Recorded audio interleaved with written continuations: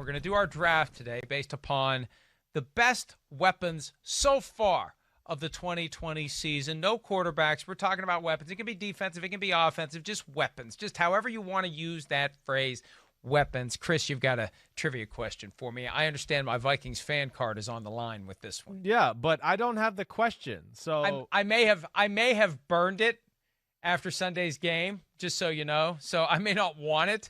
I mean, that's the thing. If I get it wrong, do I have to keep it? Is that where it stands right now? Keep your eyes right here. You ready? Don't look down there. Don't look down there, okay? All right. Justin Jefferson, 175 receiving yards on Sunday. We're third most ever by a Vikings rookie. We know second was Randy Moss with 190 yards at Green Bay in that great game when he was young. Who holds the Vikings rookie record for receiving yards in a game? Sammy White. Yeah, you knew that one easy, huh? Yeah, because that's right in the wheelhouse of when I was a kid. Right. And yeah, Sammy White was great. Sammy White was awesome. Just as I suspected, you are a lifelong Vikings fan. But here's the thing. Live or die Vikings fan. Your team. I was 10 years old in 1976. I was 11. Wait, 76. That was the year they went to the Super Bowl. Yeah, I was 11 that year. Okay, good. Glad you know what age you were. Yeah, thanks. I really, can I, since I got it right, can I turn it in? Can I rip it up? Life is a hell of a lot. And I kind of like the fact, because even though I've been in this business 20 years now, there's still, and I think anybody who's in this business, you don't get drawn to this business because you didn't like football. You're drawn to it because you like football, and it's impossible to like football without having a favorite team. Yeah. And the challenge has always been setting aside that thing that brought you here and being neutral and objective. And I think I've done a good job of, I criticize the Vikings more than anyone. I agree. But when they stink, the job's a hell of a lot easier. And with each passing year, I care a little bit less and a little bit less. But this year, I can tell you, I don't care at all. And frankly, for getting that right, I would like to have the opportunity to trade in my card. I don't want another one. I just want to enjoy the game. I want to enjoy the players. I want to enjoy great games. I want to get excited about watching a game that goes down to the wire and watching great, talented players do their thing. So that leads to today's draft, the best weapons. And without question, and Chris, I agreed with you, and I may have co-signed with you on the wisdom of trading DeAndre Hopkins from the Texans to the Cardinals. But good Lord, the guy's got 32 catches in 3 games. Yeah. Right? I mean, Michael Thomas was talking about breaking his own single-season record for receptions at 149 that he set last year. Hopkins is on pace to do it. What? He's on pace to have over 160. He's got 32 in 3 games. It's incredible. Yeah. And it's one of the most overlooked stories of the season so far, because we got blown away by what happened week 1, but he's continued to do it every week. He's the guy that Kyler Murray keeps finding ways to get the football to, and they are high percentage passes. It's not like he's throwing it down the field 40 yards. No. So he's going to keep getting these completions, and the numbers are going to keep getting racked up, and he's helped that offense tremendously. He really has. He was going to be my first pick too. So, I mean, I'm in agreement with you there. Yeah, I thought there was a chance that Watson might be better off not having Hopkins, being wide receiver by committee, and I'll be the first to tell you, I was wrong. Been proven wrong already. I threw in the white towel with Tony Dungy last week. I said, you're right, it's over, forget it. The Texans offense doesn't know how to work by committee, and Arizona's showing it knows how to focus on one guy and make him a guy, and then it helps everybody else out. And, to the way it's looking right now, it looks like the Texans operated better that way too. But he's been great. What do you want to say? Yeah, let me just say this real quickly. This is an example of why the coach and the GM should not be the same person, because the Texans needed someone to talk Bill O'Brien out of that trade. Yeah. And Bill O'Brien, the GM, was unable to talk Bill O'Brien, the coach, out of the trade, period. All right, you're up. Yeah, that's it's valid. I hear you there. After that, I mean, when you just talk about best weapons of 2020 so far, I mean, this guy might be number 1, really. It's DK Metcalf. I mean, that's the guy I'm going with there. I mean, physical freak, deep balls, just a difference maker as far as what defenses have to do and be wary of where he is on the football field that way. And we just see big catches and big moments all 3 weeks. I mean, he is no doubt one of the best wide receivers in football.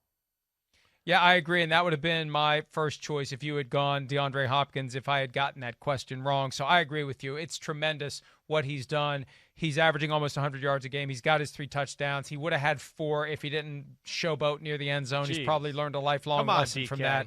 He's been incredible. Now, all right, I could go now. There's so many ways to go. A lot of different directions, and I'm torn between a pair of running backs. I'm going to go with Clyde Edwards-Helaire. Okay. Because of what he's done to the Chiefs' offense. You know, the numbers aren't off the charts. He's among the leaders in rushing, but he's diversified that offense to the point where, as we said yesterday, you get locked in, you get focused, you get white-knuckled, you're ready to try to stop Tyreek Hill and company, and they hand the ball to Clyde Edwards-Helaire, and, they gain 7 yards. Or they throw a little swing pass to him, and they gain 15.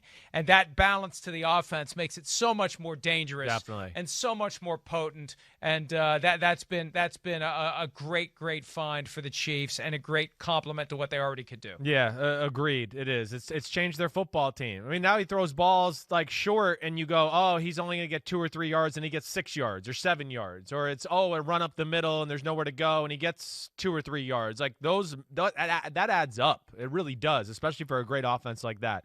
I think I got to stay at running back too. I mean, I'm going to go with Alvin Kamara. I mean, crap. What we've seen out of him the last 2 weeks, holy crapola. I mean, really. You talk about a guy that, we talk about all the time, guys that can deliver more than what the scheme offers you, right? I mean, yeah, that scheme suits him really well. But damn, I mean, when you run down the sidelines and bounce off 7 guys and break 4 ankles and spin and run for touchdowns and run through the middle of the line and break a tackle and cut back the other way, I mean, he's been unreal. Again, he goes back into that conversation, Mike. It just shows you when you pay guys, right, and they feel like now I'm okay, I can let it fly. I feel like we've seen an uptick in his performance just because of that. He knows there's no more worry. I don't got to protect my knees going through the hole or my ankle. I've been paid. I'm good. I can just go pedal to the metal, and he's been fun to watch. Yeah, that was the next guy on my list. I'm going to go back to receiver. Not because the numbers are off the charts, although they're impressive, but Stephon Diggs. Oh, baby! And he's not on your Vikings anymore. Yeah, Justin Jefferson. That's my guy too. I like it. Replace him. Yeah. But what Diggs has done has been great, not just from the standpoint of production, but from the standpoint of opening up the offense, making it easier for Josh Allen, and he's extremely unselfish. That's one of the things Allen told me after the game on Sunday. He doesn't say throw me the ball. He says make the right decisions. If I'm open, give me a chance, but make the right decisions. That's what the quarterback's supposed to do. Throw it to the open guy, or more importantly, to the most open guy. On both of Tyler Kroft's touchdowns, Stephon Diggs was also open. Tyler Kroft was more open. Right. So you throw to the guy who's the most open, and the first guy to go congratulate Tyler Kroft was Stephon Diggs. Unselfish player, opens up the offense, helps Josh Allen reach an MVP level. Oh, and without him in Minnesota, all of a sudden, Kirk Cousins isn't in that conversation for one of the best quarterbacks. Yeah, no, I know. I mean, to me, I know it wasn't like perfect and, better roses up there in Minnesota and all that, but he acted appropriately. He could have been a lot worse. I think we would have seen other receivers up there in some of those moments go like a little bit more bat crazy than Stephon Diggs did.